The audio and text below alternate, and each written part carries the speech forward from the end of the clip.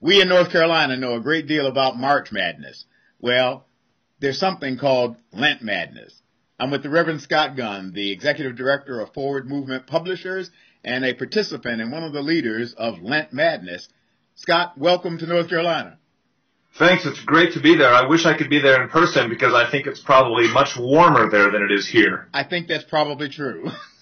Well, tell us about Lent Madness. We do know about brackets and March Madness, but there's brackets and Lent Madness. What in the world is Lent Madness? Sure. Lent Madness was created by my friend, the Reverend Tim Skank, who's a priest in Massachusetts. It brings some of the competition and the thrill of sports to the season of Lent. And the way it works is this. We put 32 saints into a bracket, just like in basketball. Uh-huh. And every day during Lent, starting the day after Ash Wednesday, which we call Ash Thursday, the day on Ash Thursday, people can vote every day for the saint that they believe is most deserving of the golden halo. The coveted golden halo. And the saints battle it out until only one is left.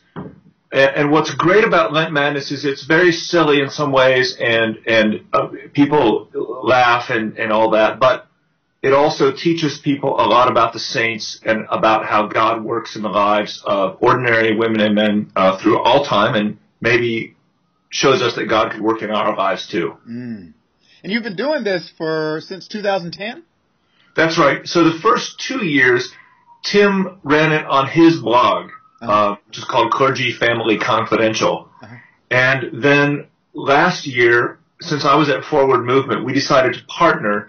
And Forward Movement is kind of the host and the sponsor of it. Uh-huh.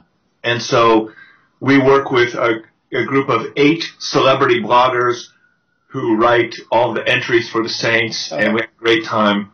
It's good.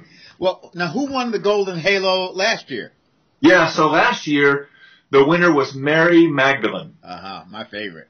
Yeah, she is fantastic, and we have a great photo of you actually at General Convention. We made a life-size cutout of Mary Magdalene, and she's been on tour. She came to General Convention this year. The year before that, in 2011, the winner was C.S. Lewis. Oh, okay. And the first year of Lent Madness, in 2010, the winner was George Herbert. Now, I've noticed I think it was on the website, and we'll have links to all of that attached to this edition of Please Note. But on the website, I noticed that there were some conversations. I don't know if it's George Herbert and John Donne, but there were conversations between saintly voices from the past. How did the saints speak to us in this capacity? This is actually very funny. There's a guy in Canada, and I don't actually know his name or who he is, although we've spoken on the phone. Mm-hmm. But his internet nom de plume is Maple Anglican. Oh, yeah. Maple Anglican makes very funny videos and posts them on YouTube about Lent Madness. And this year he has, through a device he calls the Clairvoyatron 2000, yes, arranged to channel the voices from beyond the grave of Archbishop Thomas Cranmer, yes, and also St. John Chrysostom. And so those two bishops, John Chrysostom and Thomas Cranmer, kind of function as heavenly color commentators. And the accents are worth the hearing. Absolutely. It's very good stuff. It's part of the fun of Lent Madness. Well, it's funny because we don't think of fun during Lent, at least after Shrove Tuesday and after, Mardi Gras. And yet this is a wonderful way to actually enter into the spirit of Lent and the spirit of this faith in a way that's serious and yet joyful. Well, exactly. I think a lot of people don't think about this, but the Bible is actually a very funny book. There are a lot of jokes in the Bible, and Jesus himself was a pretty funny guy.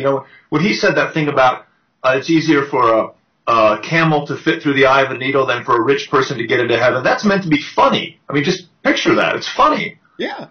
Yeah, I never think of Jesus and Jon Stewart in the same breath, but you're right to raise that.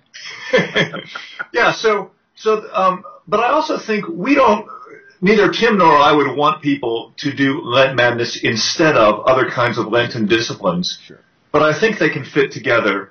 And one of the things that we heard last year as Lent Madness became more popular is that a lot of people, when they heard the traditional options of Lent, what's in the popular culture is you're supposed to give up chocolate or not watch TV, and people don't have any formation beyond that about what Lent means.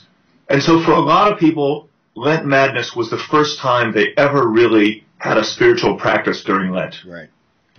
And that's thrilling. Now, my hope is that people, as St. Paul talks about, spiritual maturity, and I hope that, Lent Madness is clearly immature. It's very funny, but I hope that it's a way to draw people into a mature faith, and also show, as you just said, that being a Christian, even during Lent, it is okay to be joyful.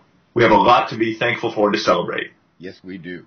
Well, one of the things we also celebrate is forward movement. You've been at Forward Movement for how long, Scott? A little over a year and a half. Incredible. And I, as I was telling you before we started taping, I have downloaded your app, and it's on my smartphone. And tell us a little bit about some of the stuff that Forward Movement's doing and how people can get to that. Sure, absolutely. The best way to learn more about Forward Movement is from our website, www.forwardmovement.org. And Forward Movement is actually not a publishing company, I like to say. We're actually a discipleship company. Yes. And one of the ways we help build up disciples is through publications, but we do a lot of other things.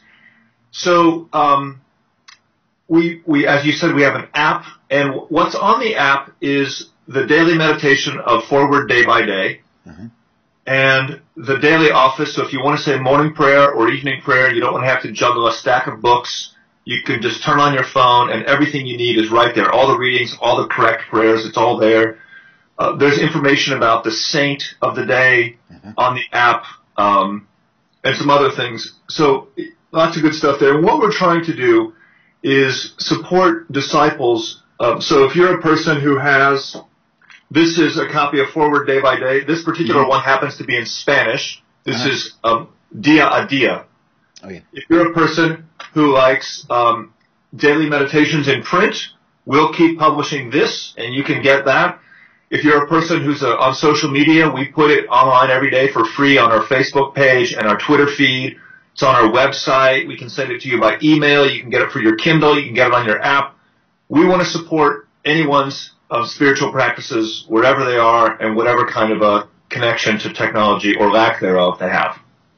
It's fantastic. And we here in North Carolina are grateful to you for allowing us to retweet the gospel reading of the day from you all. I don't know exactly how we do it technically. Sarah knows that. But I get it on my phone, and we tweet the gospel reading and whoever the clergy and congregation that we're praying for on a given day.